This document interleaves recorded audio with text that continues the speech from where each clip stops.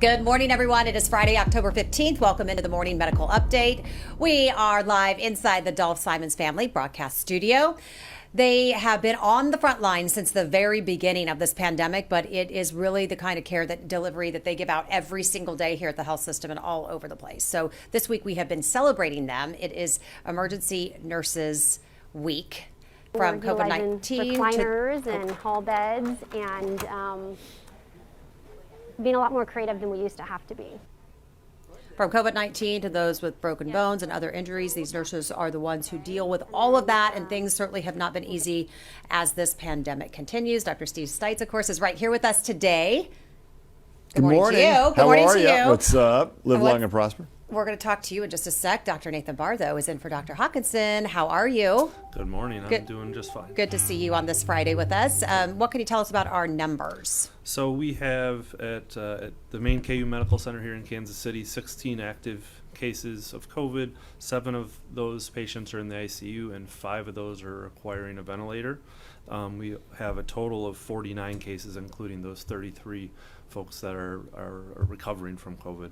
In Hays, there's a total of 19 cases, with 11 of those being active and 2 of those on the ventilator, and they did have a death, unfortunately, in the last 24 hours. Still some very, very sick people. We're going to get to questions, Dr. Stites. So what do you make of the Hays numbers versus our numbers? Why do they I think people are concerned about how high they are? Yeah, well, and should be, rightfully so, right? I mean, it's a question about vaccination status, I think, and public health measures. We've got a mask mandate in the area, and I think that's been really helping us a lot. I'm a little nervous about what happens when the masks come off. I think that it's going to be harder to get people to keep them on and harder to have political leaders want to keep them in place because our numbers are lower in the Kansas City area. Now, they're not gone, right? I mean, we got down to 5 at one point last March. But in fact, what they've done is they've come down, they've flattened. We had our chief medical officer call yesterday. And they're still relatively high across the area, but I think most people's are trending down or have flattened out a little bit, which is kind of where we are. We've been going between 14 and 16 acute infections every day now for the last week. Our transfer center's not still fully open, otherwise we would probably be a little bit higher. So I'd just be cautious about things. I'd say we are clearly better off. I don't think we were like we were last spring when things were really good, and I'm a little nervous about what if and when masking comes off in early November, because a lot of the government-sponsored mask mandates are going to come off then, and if those come off, I think it's going to be tough for school districts to keep them on too. And I think that's going to make for some kind of a long, cold winter, and we'll see how that goes. But if people keep masks on and keep getting vaccinated, we'll do okay. I think the problem in Hays is less less vaccination and less mask mandates, and not as good of preventive measures, and as a result, you're seeing more infection. And I think we can see that happen across the country. That would be the prediction. Well, that's what you've said though from the beginning. Every time we see a change in the mandates, it shows up in the numbers. It's just simple. It's just go ahead and read. Are we going to have another surge? Well, the question is, are we going to take off masks?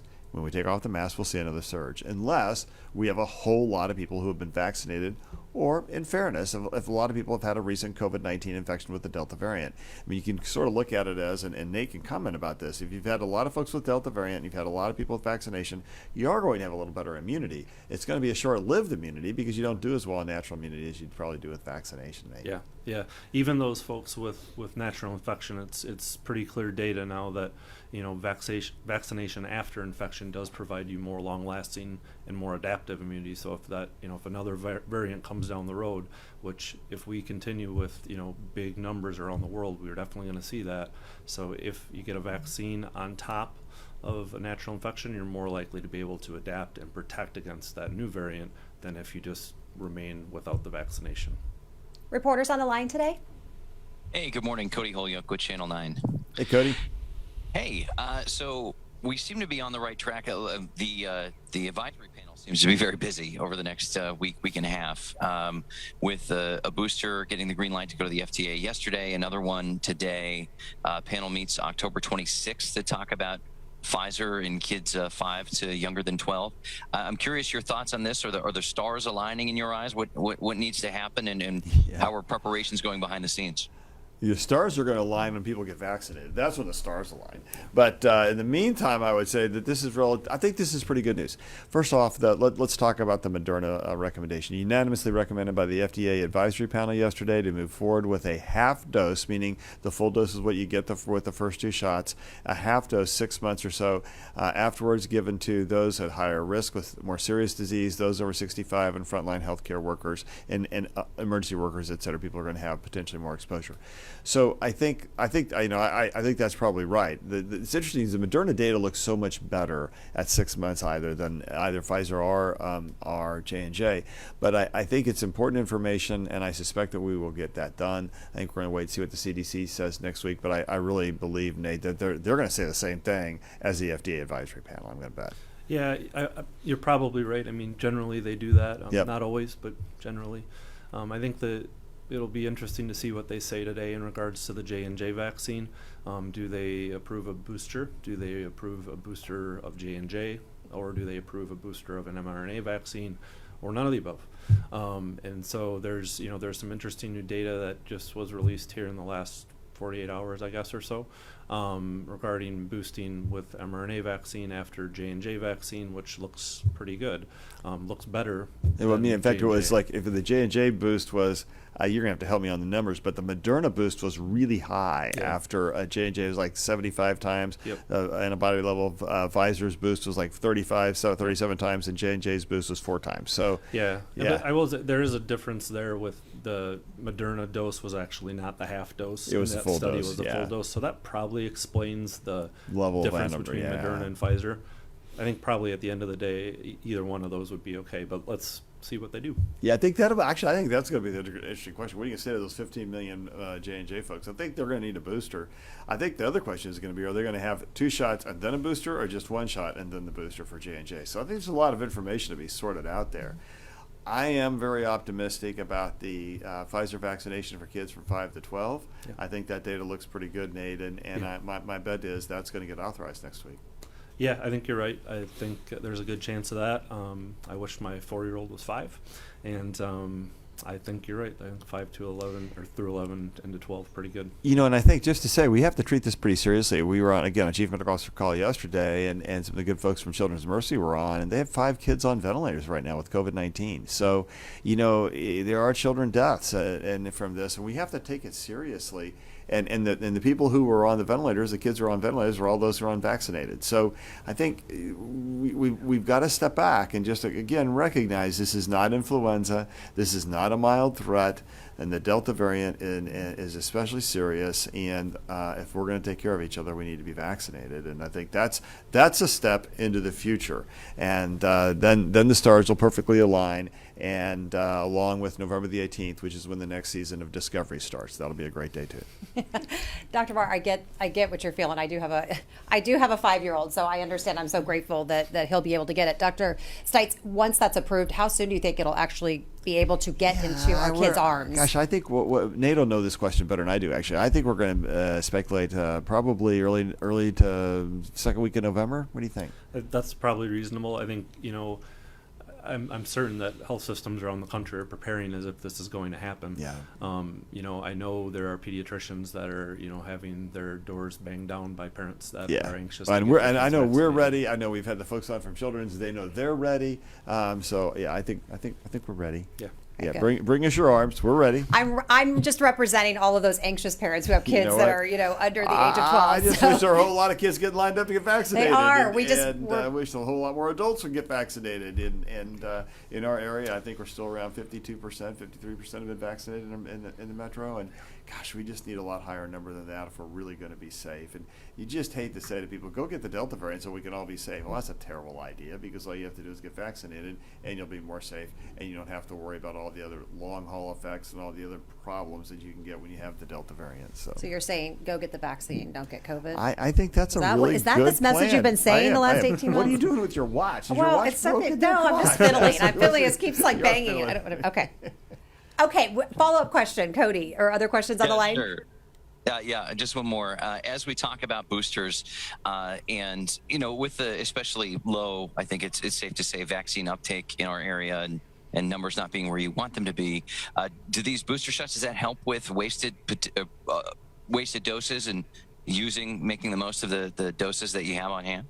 Yeah, I think it does, and I think that's a good comment because we get to reconstitute the dose, so we can reconstitute a half dose nade or a full dose. So Yeah. I think it's going to help us with that, and then we ought to make sure we get the whole darn world vaccinated.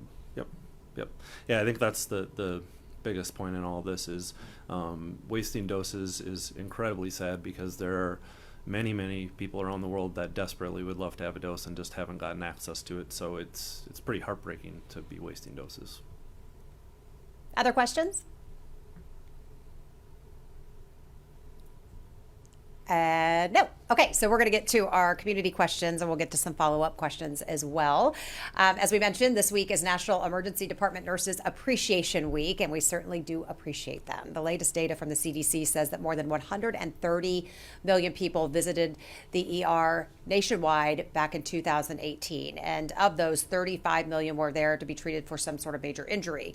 Now, you add on a global pandemic, and you can imagine the massive strain that it has put on the department and those healthcare workers who are there working on the front lines of this pandemic, from long wait times for patients to some patients being treated on hallways because there are no rooms available. We're going to talk more about that. So along with Dr. Stites and me today is Tiffany Clark. She is an emergency department supervising nurse, and we are so glad to have you here with us. How are you? Good, thank you. Good. Okay. So if it's possible at all, Tiffany, could you help us sum up what the last 18 months has been like for you and your teams? So it's definitely been a challenge. So like you mentioned, we still have the traumas and the strokes and the heart attacks and all the other illnesses that bring in people into the emergency room, but you add COVID on top of that, and then you add COVID to the complex patients that we take care of. And so it's been a challenge. It's very crowded, and people are, scared and stressed, and we haven't been able to have the patients have their family support there, and so we've had to take on that as a role as well. And so it's definitely been emotionally and physically challenging. And so working lots of hours and shifts, and also just being that resource for the community. We're the front door, we're the front line, and so people come to us often with their fears about COVID. And so it's definitely been challenging to balance all of that. Dr. Stites, I know you'll have questions for Tiffany as well. I do. So Tiffany, here's a couple of things for you. So first, we know that there were a lot fewer patients coming in with heart attacks and strokes for a while. Yes. And that things were going back at home. Are people coming back a little earlier now? 100%. And so that's what we found. So there for a while, people were afraid to come to the emergency room because of COVID. And so they stayed home, and they didn't visit, or they weren't able to visit their primary care doctor. They weren't able to do that, their annual health exams and take care of themselves. And so what that did is it just caused people to become sicker. And so now they're all coming to the emergency room to get help because, primary care is crowded. And so, they're just kind of behind on all that yearly health stuff. And so it's extremely crowded. And so we are getting more heart attacks and more strokes and more traumas and more respiratory distress, and just all of the illnesses that we normally see are just doubled on top of COVID patients. And so we're not able to move people as fast as we would like to in the emergency room. The whole hospital is full, and we're very busy. And so when I mentioned, being as creative as you possibly can, we are having to see patients in recliners and hall beds and every little nook that we can find, because we want to be able to take care of you. We're not going to turn anyone away at the front door of the emergency room. We're going to accept everybody who comes in, and we want to take care of them the best that we can. But space is a challenge. Yeah, I bet that's right. And the other concern I would have is that with the volumes coming back up like they are, and the hospitals being full, are you worried about what's going to happen this winter when we actually have an influenza outbreak, because masks are off and things like that? That does worry me because, we are at capacity already, and then you take the flu patients, that's going to increase even more. And so now we have all of our regular patients that come in for all the care that they need. Then we have our COVID patients that come in, and now we have this influx of flu patients that are coming in. And we want to be able to take care of everyone, but it's going to be challenging. There are going to be long waits, and there's not going to be space for you to get in as fast as you would like to get in. And so it is going to cause things, you're going to be a little more uncomfortable in the emergency room.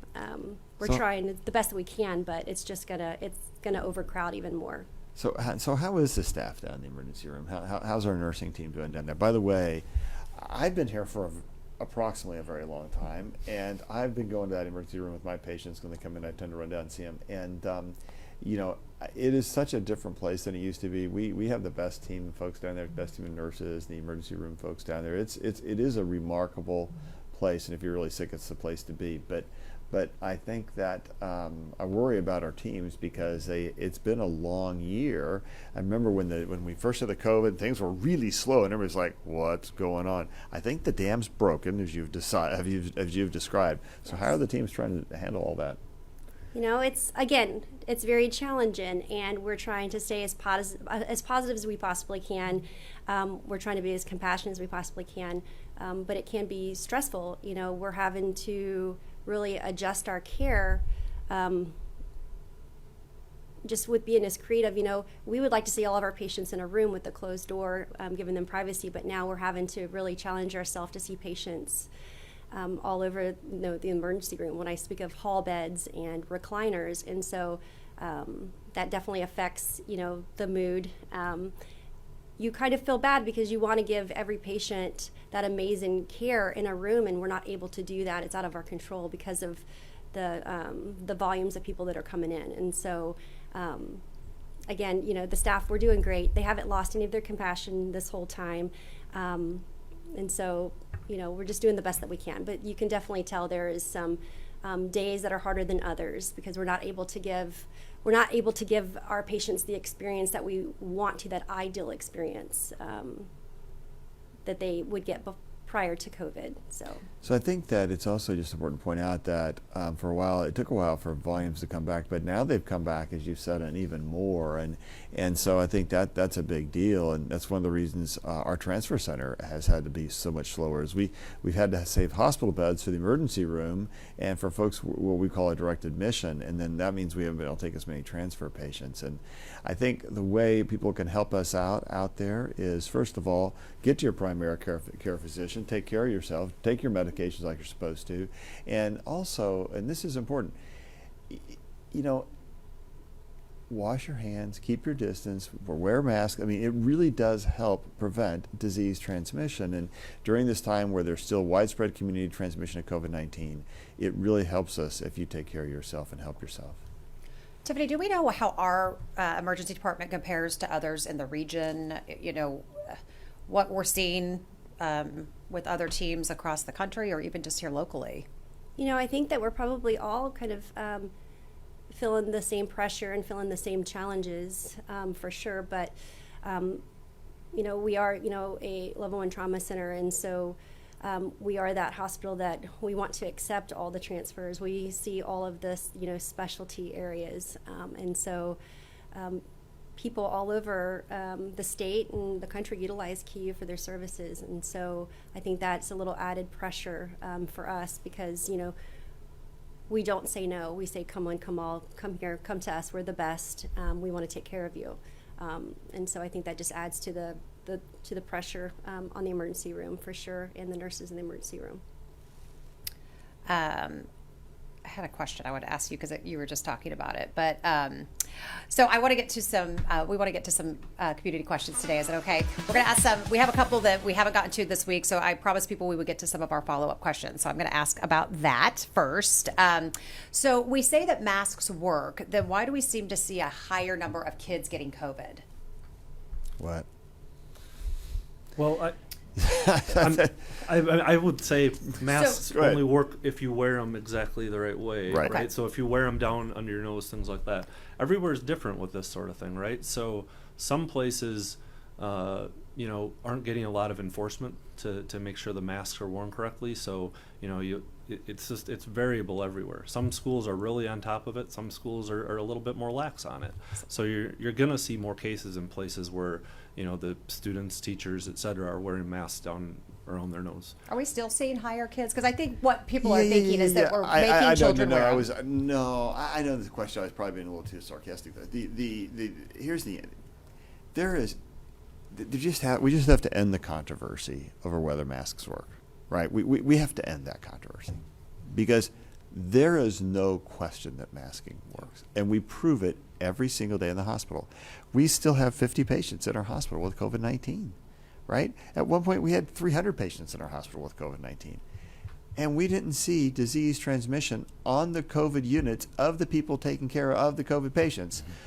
And the reason is because they wore masks, right? I mean, we prove it every day. We prove it in the operating rooms every day. You know, you don't want the surgeons spitting into your wounds. You got a mask on to help them.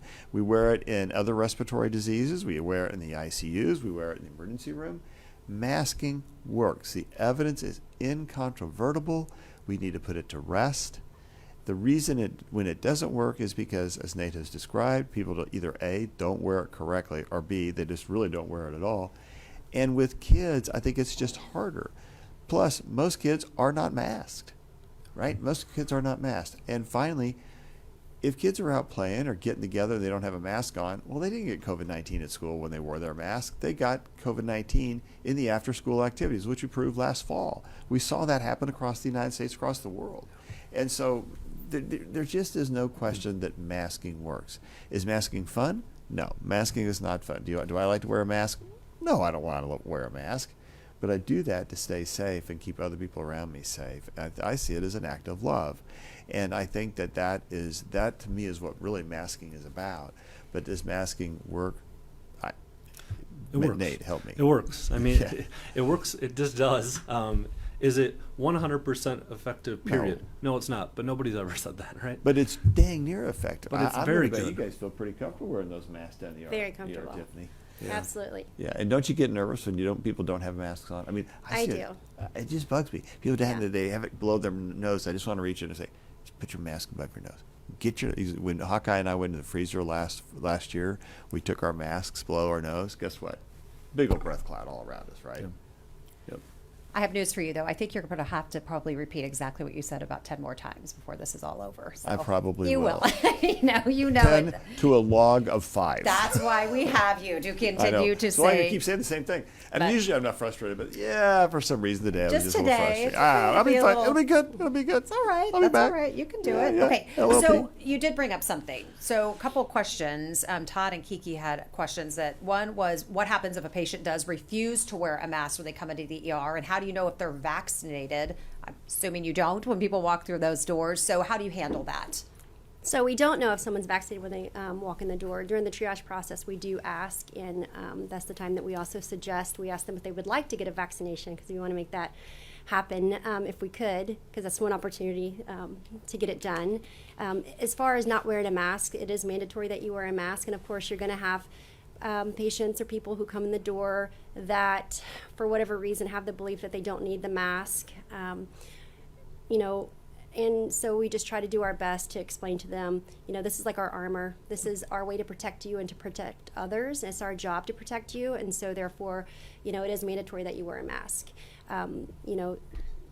Again, you always have those people that are going to be a little more adamant about not wearing the mask. You get the pushback, I'm sure. We absolutely get the pushback, but, we also have to push back and say, no, this is what we have to do to protect you and your family and protect us. And so this is something that we just have to do.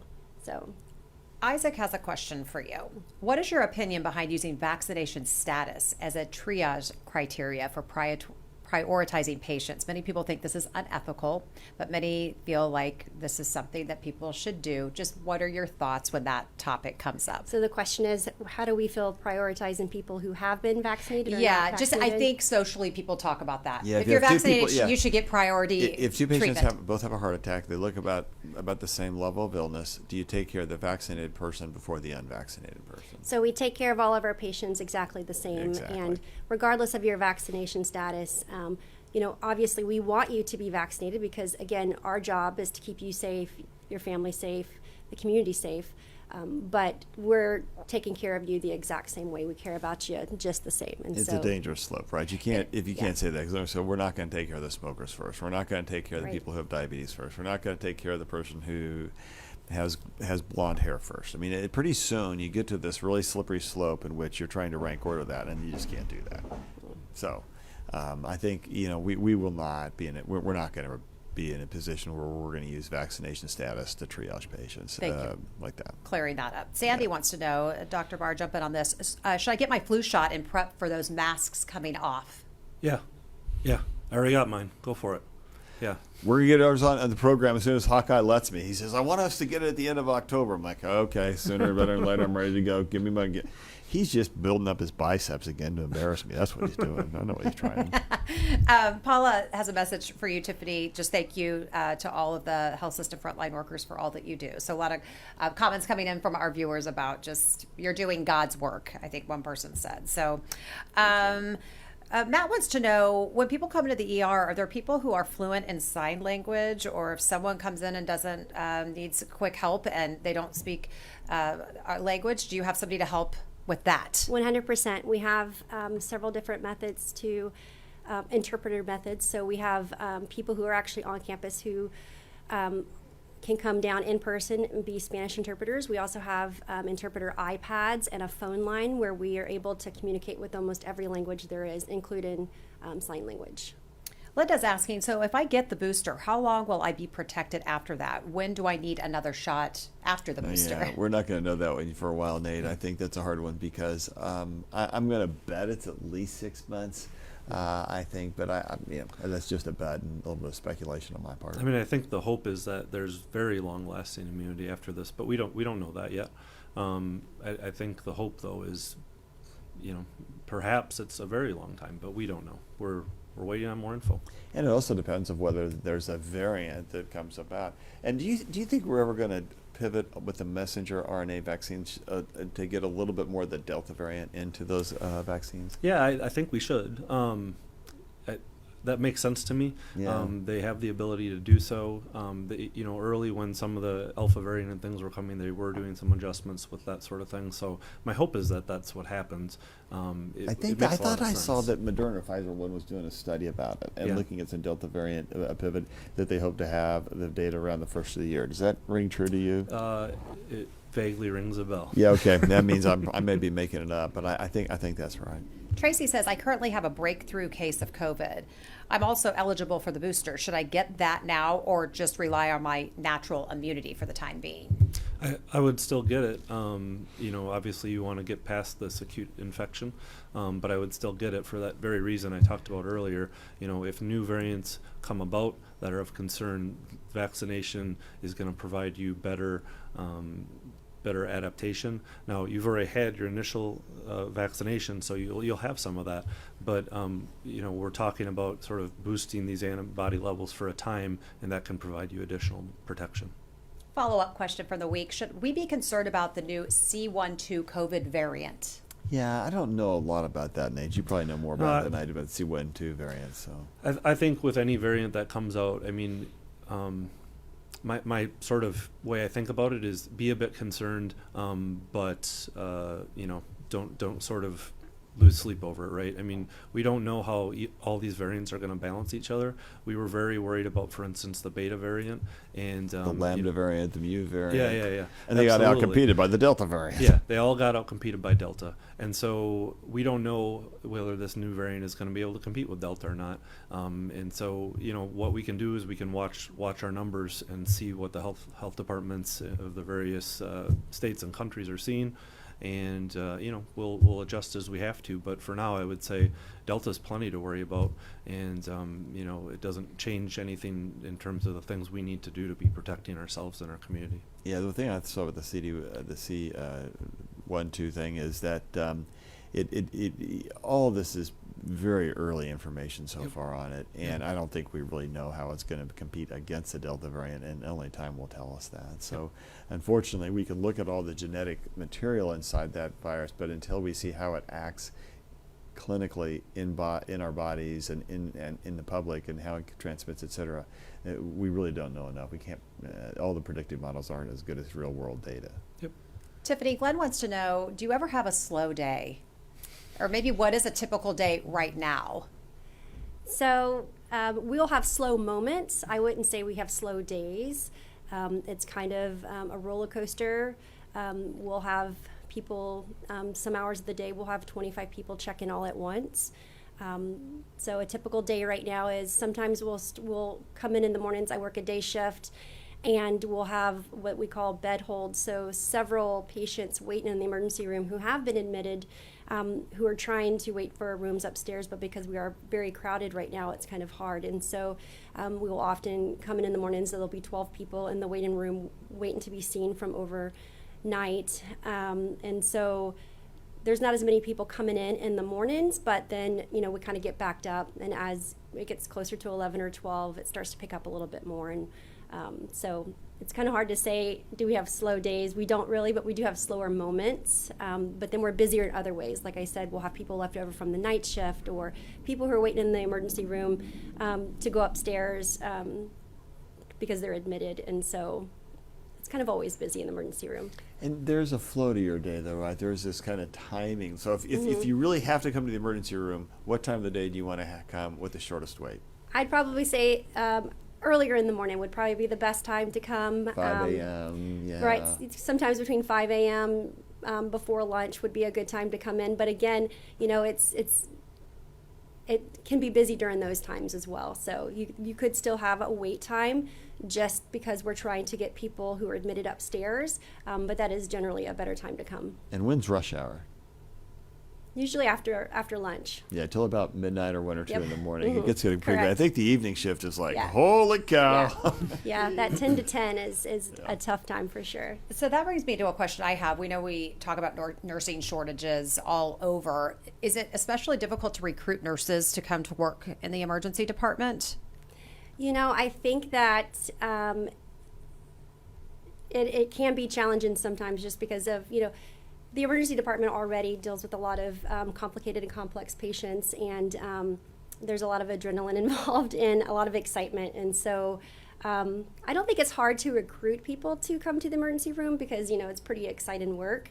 But, sometimes it takes a little extra care to keep those people in the emergency room once they get there and see, how challenging it can be sometimes. Do you have to be an adrenaline junkie? I think you do have to be a little bit of an adrenaline junkie for sure. You definitely have to be very flexible.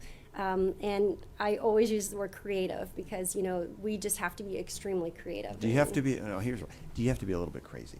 Yeah, little. And you know what that I would old say song? crazy. That I old would song. say you. I know, it's always been crazy. It keeps me from going insane. There you go. Sally has a son who actually is interested in becoming a nurse. Do you see a lot of I know we have a lot of fantastic male nurses down there, but do you work with a lot of men? We do. I mean, not as many, of course, but we do have several male nurses that we work with, and so it's a very good environment for both. It's great. Leanne has a question. I heard variants are named alphabetically the same way hurricanes are. Is that true? Well, mostly we've been doing that, I guess, so far. But this variant thing has been a bit of a, There's a lot the of names have variants. We've been changed. kind of running through the alphabet and coming back again. Right. Yeah. Yeah. Ashley wants to know that a good masking question for you. All right, here we go. Ashley, they do work. Masks Ashley's still work. In the last 10 minutes, there's no new evidence. Nothing new does. But Ashley Ashley is a good friend of the show, and she watches daily. She says, she's just asking for a little hope here. Do the doctors see a day in the future when we will not all be walking around with masks on? I absolutely do. And I Okay. think the day is when people have been fully vaccinated and we get the public vaccinated and we see the COVID virus. COVID will not be forever. Not like we know it today. Now, I think SARS-CoV-2 as a virus will be out there for a very long time. But if we get people vaccinated and we practice safe techniques, I don't think we're going to have to wear masks all the time. And I certainly hope not. It's like, I think I told you guys when I was out in Colorado a couple of weeks ago, I was outside the whole time. And it was like went for almost a week without wearing a mask. And I was like, this feels so great. And then went to the airport, like, put the mask back on. And but I think that that's where we all want to be. That's where we all aspire to be, and we can get there, and we can do it safely. So I don't think that we're going to be in masks forever. But I think it's going to take a while because we've got to keep working on our 84 million Americans who have decided not to get vaccinated because they hold the key to keep getting us all unmasked. We have to have 84 million more shows. Oh, good Lord. So hunker down, my friend. Yeah, let's see. One person at a time. Yeah. Okay, so Billy says, I currently have Bell's palsy, believed to have been caused by the shingles virus. I don't know about that, but I'm 6 months in and about 65% recovered. Is it safe for me to get my COVID vaccine now? I'm just worried about losing the progress that I've gained. Yeah, I would do it, absolutely. Yeah, shingles virus, that's definitely one that can cause Bell's palsy. Obviously, I don't know your situation, but it certainly can. But it's all about weighing concerns, right? And so the concern I'm guessing that you have is that the rare possibility that the vaccine could cause a Bell's palsy or make this worse somehow, extremely rare, and you're much more at risk for getting sick from COVID. So I would get COVID right away, or COVID vaccine right away. No, that's still. I have not changed tracks, I promise. I would get the COVID vaccine right away, and I would feel confident about it that you're protecting yourself from the much bigger threat. We had some pretty cool people on this week, just to say that Bell's palsy thing, who are talking about facial nerve reinnervation. That's pretty cool stuff. I think, not that we want you to have that, but just to say there are some cool things coming for Bell's palsy. But the real problem will be, I think if you wait on vaccination, you get COVID-19, the likelihood that you may worsen your Bell's palsy is real. Yeah. I mean, this is the case with a lot of these extremely rare vaccine issues, right? They're in every single one of them, much more common with COVID. So, we talk about this with myocarditis and things like that. Your risk is way higher if you get COVID from having that issue than it is from the vaccine. So it's all about weighing this stuff, and it's really clear. The COVID vaccine is definitely the way to go with that sort of risk. Marla received both vaccinations, a breakthrough COVID illness, and antibody infusions. How long should she wait to get the booster? Yeah, that's a great question. We need to probably know more about her story overall, but I think I would treat the booster kind of what we did with the Pfizer thing, which is, probably 3 to 6 months after your infection, you might get it. I think that has been a recommendation around the Pfizer one. That probably holds true. I think if you're in a really high risk category and you're on a lot of immunosuppressant drugs, or you've had an organ transplant, or you're getting chemotherapy, I'm not sure I would wait very long at all. Yeah, that's fair. The overall recommendation is still 3 months to wait after monoclonal therapy for that, but it's that's really based on just the half-life, how long it takes for that drug to decay. So you're absolutely right, that's not going to be appropriate in every case. A couple more questions here. Ruth, how do you define breakthrough COVID illness? Oh, that's messy, because the problem is that it makes it sound like a vaccine failure. It's really not a vaccine failure. And people say, oh, you're just trying to be nice about vaccination. No, we're not. Yeah. We always knew that even if you've been vaccinated, you could still get COVID-19. It's just that your rate of getting it was so much less, and the rate of death is it's like reduced by 99%, literally, from those who have not been vaccinated. But and technically, I think, Nate, you're, again, probably better positioned than I am, but a breakthrough infection is, do you get COVID-19 after you've been vaccinated? Yeah, I mean, that's the broad definition, but you're absolutely right. I mean, the most important thing to remember is that the phrasing sort of makes it seem as though the vaccine failed me somehow, and that's just not the way this stuff is, and it's probably, it's an issue we probably broadly need to think of a little differently. Before COVID, we weren't all so into vaccines and these nitty-gritty data about, when you get the vaccine, can you still get it, all this stuff. These vaccines are still performing extremely well when it comes to preventing infections and, most importantly, preventing hospitalizations, preventing deaths. We continue to see that day after day with our patients locally and with the national numbers. Very clear. If you are vaccinated, you're much less likely to die from COVID. You're much less likely to hospitalize from COVID, and it's really a sad thing to see so many unvaccinated people so sick in the hospital day to day. Can we just say that the problem with this is there's a nuance to this whole question. Yeah. If you look at the average age of those who've been vaccinated that come into the hospital with COVID-19, it's 67. If you look at the average age of those who are unvaccinated that come into the hospital, it's 52. And remember, children says a lot of kids. If we did that, our numbers would even be lower. For those who are unvaccinated, we'd probably be in the low 40s or high 30s. So the reality is that what's happening is if you get vaccinated, you come to the hospital, you probably have other underlying diseases. Like you had an organ transplant, you've had leukemia, you're on chemotherapy, you have multiple diseases that has put you into an immunosuppressed state, like somebody's obese and diabetic. So you put those things together, that's why vaccines in some subpopulations don't work as well as it does in the overall general population. And what we're learning is there are some populations, just like we've learned about organ transplant, where you probably need 3 vaccinations, not 2. So now our standard is if you get Moderna or Pfizer, it's generally what we give for organ transplants. A month later, you get your follow-up shot, and a month after you get another shot. We now are giving a series of 3 shots, not 2 shots, to make sure you're fully immunized. And then you're still going to need a booster. So the more we learn, the more we learn. Okay, couple more questions. Help Brian out with this one, Dr. Stites. Okay, Brian, I'm coming for you. Okay, it has to do with masks, but he needs you to help him be better armed to answer these questions. Okay. Because the question comes up about, he goes, can we please put the argument that masks are nothing but a petri dish when it comes to kids getting COVID? That when you put the mask on, it gets dirty. That's why more kids are getting COVID, because the mask is that. He says he keeps hearing this as being logical. He does not feel it's logical. It is not logical But he wants at your all. help. It's not logical at all. Because, again, ask yourself when you step outside on a cold day to take a deep breath and blow out. And watch where your breath goes. Like, we call that the breath cloud. Now, put a mask on and do the same thing and see where your breath cloud goes. Some people will say, well, but the virus, the bugs are all sitting in the mask, and if they touch the mask, then they'll get it. Well, no, wait a minute. Stop. You're breathing out into the mask. The bugs are already in you, right? They're already there.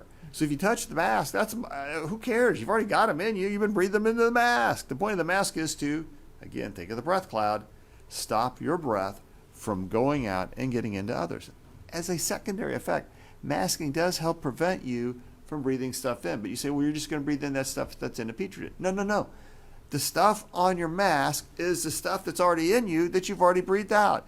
Breathing it back in is not going to hurt you. It's already in you. So don't think of a mask as a petri dish, Nate. And it's not why kids' cases are going up. No, it's not why kids' cases are going up. Kids are going up because because the Delta variant is highly transmissible, and kids are back together. They're in schools together, and they're doing after-school stuff together, and they're right around each other. That's why the numbers are going up. Yeah. And I just add, if you're worried about a petri dish from the other way, right? So what if people are breathing on you? I've heard that one too. That makes no sense to me either. And the reason is, what would you rather have? Something in the way of all that stuff coming in, or it having a way to go right into your face, right? Okay. That's how you get it. The weather's getting colder. Go outside. Try the experiment yourself. Watch your breath cloud, then put a mask on and watch your breath cloud. Proof is incontrovertible. And again, I just come back to the hospital. Every day, we have people wear masks. And every day, we don't see transmission of disease in the hospital. It is incontrovertible proof. There is no greater hotspot in any place in the United States than a hospital. And we don't spread COVID-19 in the hospital. Yeah. Ask yourself, why? When people want to give you all these other silly explanations, why don't we just look at the obvious one? Masks work. And we prove it every day in the hospital. Just point that out to somebody.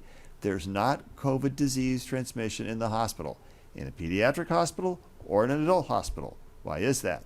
Because people are masked.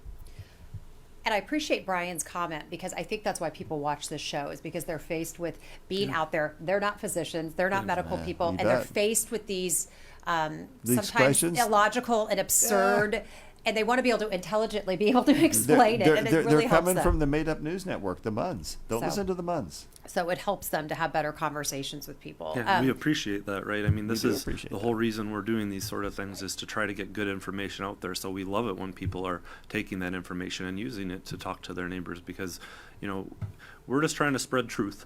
We're trying to overcome some of this misinformation, and, it's really helpful when people take that upon themselves to talk to people they care about.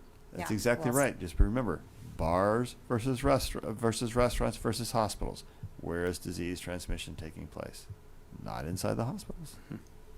Okay, I have, Brooke has a random question for you, Tiffany, and I love it because I'm actually on my cell phone asking you this. She says, do you treat people who get injured from texting and walking? I know texting and driving, we hear about that. Do you ever have just some person who does some ding-a-ling thing and is on their phone, not paying attention, and comes in and says, I was on my phone and I did something and now I'm here? Absolutely. Of course. Really? Absolutely. Yes. We all know that texting is extremely dangerous. Texting trauma. Yes. Texting trauma. It's And not just texting like- and drama, driving, not just texting and driving?